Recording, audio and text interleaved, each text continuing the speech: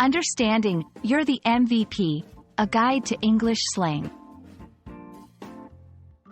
Hello everyone, and welcome to our English language learning series. Today, we're going to explore a popular English phrase, you're the MVP. This phrase is common in casual conversations, especially in American English. We'll break down what it means, its origins, and how you can use it in your daily conversations.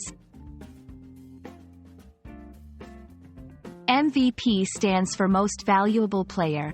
It's a term often used in sports to refer to a player who is considered the most important or valuable in a game or season.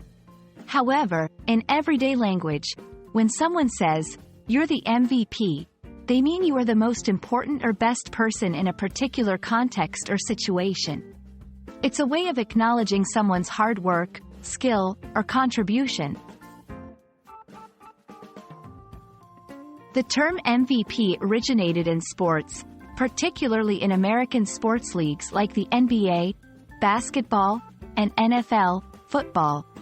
It's awarded to players who show exceptional performance. Over time, this term transcended sports and became part of everyday language. It's now used in various contexts, from work environments to social gatherings, to compliment someone's outstanding performance or contribution. "You're the MVP" can be used in many situations.